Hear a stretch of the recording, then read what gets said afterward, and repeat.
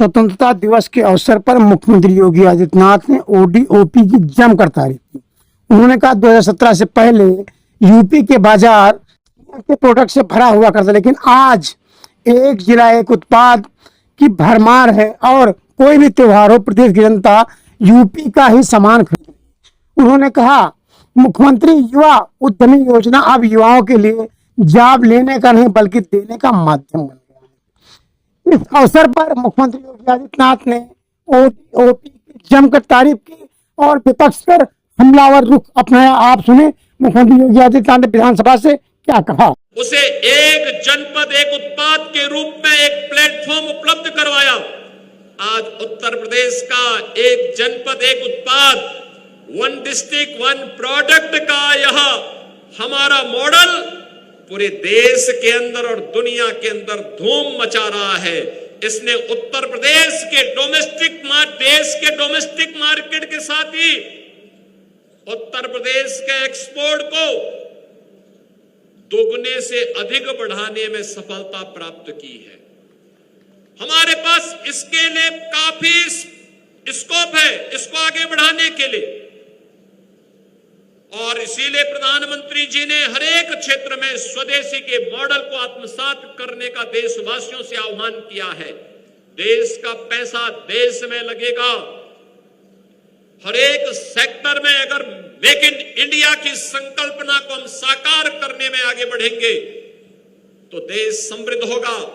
युवाओं के लिए रोजगार के अवसर सुलभ होंगे, किसानों के चेहरे पर खुशहाली आएगी, हस्तशिल्पी और कारीगर समृद्धि के पथ पर अग्रसर बना करके इनोवेशन को, रिसर्च एंड डेवलपमेंट के कार्यक्रम को आगे बढ़ाने में सफल हो सकता है। और आज उस प्रकार के सामर्थ्य को एक बार फिर से हमें समेटना है, उसे आगे बढ़ाना है, उसे तकनीक के साथ, डिजाइन के साथ, मार्केट की मांग के अनुरूप पैकेजिंग, उस प्रकार की पैकेजिंग के साथ उसे प्रस्तुत करने के लिए अपने आप को तैयार होना पड़ेगा। और ये स्वदेशी मॉडल जिसके लिए प्रधानमंत्री जी ने वोकल फॉर लोकल किया, अपने परंपरागत हस्तशिल्पी और कारीगरों को आगे बढ़ाने के लिए जहां वन डिस्ट्रिक्ट वन प्रोडक्ट के इस अभियान को आगे बढ़ाया है, वहीं विश्वकर्मा श्रम सम्मान के माध्यम से, पीएम विश्वकर्मा स्कीम के माध्यम से भी उन्हें प्रोत्साहित करने के लिए काम किया है, उसे एक प्लेटफॉर्म दिया है, उसे आगे बढ़ने के लिए एक नई प्रेरणा प्रदान की है।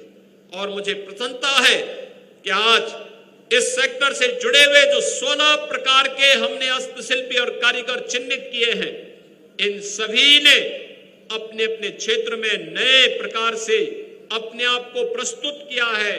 समाज और मार्केट की मांग के अनुरूप इन हस्तशिल्पियों ने नई डिजाइन के साथ, नई टेक्नोलॉजी के साथ, समाज की मांग के अनुरूप उस प्रकार से अपने आप को तैयार करके आज अपनी सामर्थ्य का लोहा प्रदेश के अंदर और देश के अंदर दिया है, तो स्वयं स्वावलंबन का एक मॉडल भी प्रस्तुत किया है। मिशन मिलेट के नाम पर भी प्रदेश के अंदर जो हमारे परंपरागत अन्नदाता किसानों के द्वारा मोटे अनाज, जिसको एक प्रकार से हम विस्मृत से कर चुके थे, उस दिशा में अन्नदाता किसानों ने कार्य करना प्रारंभ किया। खेती की लागत कम हो, उत्पादन बढ़े, लागत को कम करना, उत्पादन को बढ़ाना, नेचुरल फार्मिंग उसका एक माध्यम है। और मुझे प्रसन्नता है कि उत्तर प्रदेश के आज 34 जनपद इस अभियान के साथ जुड़ करके तेजी के साथ इस कार्यक्रम को आगे बढ़ा रहे हैं। अगर हमें उन गंभीर बीमारियों से जो आज मुंह पाए समाज को निगलने के लिए दिखाई देता है, उस अभियान को अगर हम देखें, उस प्रवृत्ति पर रोक लगाने के लिए मिलावट को दूर करना होगा। फर्टिलाइजर, केमिकल और पेस्टिसाइड की कम आपूर्ति और उसे कम से कम इस्तेमाल करके नेचुरल फार्मिंग से, प्राकृतिक पद्धति से अगर हम खेती बाड़ी को आगे बढ़ाते हैं, कोई कारण नहीं कि आने वाले समय में स्वदेशी का ये मॉडल न केवल अन्नदाता किसानों की लागत को कम करेगा, उत्पादन क्षमता को बढ़ा करके उन्हें कई गुना आमदनी उनकी करने में सफलता प्राप्त करेगी। पिछले 8 वर्ष में उत्तर प्रदेश ने एक लंबी छलांग लगाने की दिशा में एक नए कदम बढ़ाए हैं। हर एक सेक्टर में कार्य किए गए हैं। क्या युवा हो, क्या महिलाएं, क्या अन्नदाता किसान हो या श्रमिक या समाज से जुड़े हुए हर एक तबके के उत्थान के एक नई सामर्थ्य सामने आई है। आज उत्तर प्रदेश की ये युवा शक्ति उत्तर प्रदेश को देश की अग्रणी अर्थव्यवस्था के रूप में प्रस्तुत करते हुए दिखाई दे रहा है। ये वही उत्तर प्रदेश है। 8 वर्ष पहले दंगे होते थे, गुंडागिर्दी अराजकता चरम पर थी, न बेटी सुरक्षित थी, न व्यापारी सुरक्षित था, आम नागरिक असुरक्षित महसूस करता था। बहुत सारे जनपदों में, बहुत सारे कस्बों में सूर्य अस्त के साथ ही कर्फ्यू जैसा माहौल दिखाई देता था। लेकिन आज उत्तर प्रदेश सुरक्षा का एक नया मॉडल प्रस्तुत कर रहा है। न केवल सुरक्षा का मॉडल प्रस्तुत कर रहा है, बल्कि उत्तर प्रदेश ने देख लिया है कैसे दंगा मुक्त हो जाता है, कैसे सुशासन की नींव को सुदृढ़ किया जा सकता है, कैसे परसेप्शन को कर्मिक रूप से बदलने में सफलता प्राप्त की जा सकती है। आज उत्तर प्रदेश उस दिशा में तेजी के साथ आगे बढ़ा है। उत्तर प्रदेश के नौजवानों के लिए नौकरी और रोजगार की ढेर सारी संभावनाएं आगे बढ़ी हैं। पिछले 8 वर्ष के अंदर उत्तर प्रदेश ने 8.5 लाख नौजवानों को सरकारी नौकरी दी। तो प्रदेश के परंपरागत उद्यम को प्रोत्साहित करने का परिणाम था कि प्रदेश में 1,62,00,000 से अधिक हमने युवाओं को एमएसएमई सेक्टर में समायोजित करने में भी सफलता प्राप्त की। अपनी जीएसडीपी को बढ़ा करके 32 लाख करोड़ पहुंचाने में सफलता प्राप्त की है।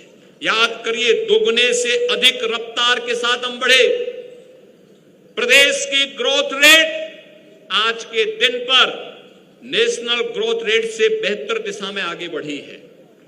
उत्तर प्रदेश की प्रति व्यक्ति आय आज के दिन पर 1,20,000 तक पहुंची है और आने वाले समय में हमें प्रत्येक सेक्टर में नेशनल एवरेज तक इसे पहुंचा करके उत्तर प्रदेश की उन संभावनाओं को सामर्थ्य में बदलने के लिए एक टीम वर्क के साथ उत्तर प्रदेश वासियों को मिलकर के कार्य करना होगा। हम सभी लोग अगर अपने अपने कर्तव्यों का पालन करते हैं तो प्रधानमंत्री जी ने जो संकल्प हम भारतवासियों को दिया है, हर उत्तर प्रदेश वासी उस संकल्प के साथ संकल्पित हो, संबद्ध हो। इसी में हमारा वर्तमान और भावी पीढ़ी का भविष्य जुड़ा हुआ है। हम सभी लोग अगर मिलकर के उन कार्यक्रमों के साथ जुड़ते हैं तो उत्तर प्रदेश आसानी से 2047 का जो संकल्प है विकसित भारत का, तो विकसित भारत के संकल्प के साथ विकसित भारत, विकसित उत्तर प्रदेश, आत्मनिर्भर भारत, आत्मनिर्भर उत्तर प्रदेश।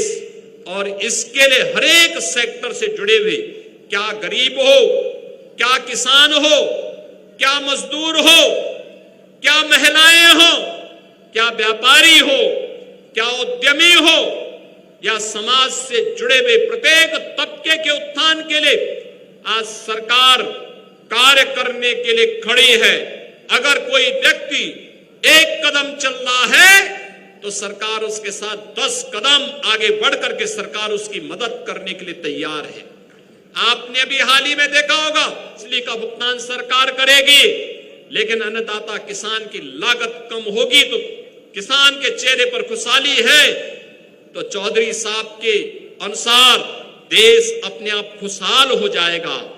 और उन्हीं भावनाओं को हम लोगों ने इसके माध्यम से आगे बढ़ाने का, स्किल डेवलपमेंट के माध्यम से उत्तर प्रदेश के युवाओं को आगे बढ़ने की नई संभावनाओं और उनके रोजगार के साथ जोड़ने का कार्यक्रम। और इसीलिए सरकार ने तय किया है, हम लौह पुरुष सरदार वल्लभ भाई पटेल की स्मृति में उनके नाम पर हर जिले में एक एम्प्लॉयमेंट जोन की स्थापना करेंगे। लगभग 100 एकड़ क्षेत्रफल में फैले हुए इस एम्प्लॉयमेंट जोन में न केवल उद्योग की सभी प्रकार की तकनीक को देंगे, बल्कि स्किल डेवलपमेंट के माध्यम से आज की न्यू एज टेक्नोलॉजीज के साथ हम अपने युवाओं को जोड़ने का काम करेंगे। और इस पर सरकार ने कार्य आगे बढ़ाया है। इंफ्रास्ट्रक्चर के लिए कैसे मॉडल होने चाहिए? उत्तर प्रदेश का एक्सप्रेसवे, जिस राज्य में 2 एक्सप्रेसवे हुआ कर, दो भी पूरे एक्सप्रेसवे नहीं थे, आज उस राज्य में 7 एक्सप्रेसवे वर्तमान में 8 वर्ष में क्रियाशील हुए हैं, 5 पे काम चल रहा है और 10 नए एक्सप्रेसवे के लिए सर्वे की कार्रवाई आगे बढ़ चुकी है। प्रदेश में एयरपोर्ट 2 थे, आज 16 एयरपोर्ट फंक्शनल हैं, क्रियाशील हैं। इंटरनेशनल एयरपोर्ट एक नया 5वां एयरपोर्ट जेवर गौतम बुद्ध नगर जनपद में बन रहा है, जो उत्तर प्रदेश की आर्थिक शक्ति के एक नए गढ़ के रूप में प्रस्तुत हुआ है। बहनों और भाइयों, आज उत्तर प्रदेश सर्वाधिक मेट्रो संचालित करने वाला राज्य है, देश की पहली रैपिड रेल संचालित करने वाला राज्य है। आज उत्तर प्रदेश देश के अंदर सर्वाधिक रेलवे नेटवर्क वाला राज्य है। सबसे बड़ा एक्सप्रेस वे के नेटवर्क के रूप में आज उत्तर प्रदेश की पहचान हो रही है। आज बेहतरीन इंफ्रास्ट्रक्चर के साथ उत्तर प्रदेश की पहचान हो रही है।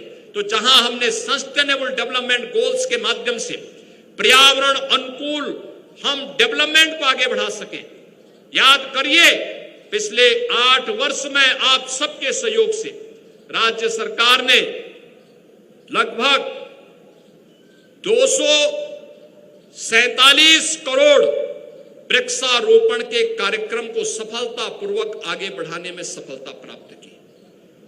उत्तर प्रदेश का फॉरेस्ट कवर बढ़ा है। अब तो इसको भारत सरकार ने भी और फॉरेस्ट रिसर्च इंस्टीट्यूट ने भी स्वीकार किया है कि उत्तर प्रदेश अपने फॉरेस्ट कवर को आगे बढ़ाने में सफल हुआ है। और यह तभी संभव हो पाया जब विधायिका में इस पे चर्चा हुई, इसको आगे बढ़ाने में सफलता प्राप्त हुई।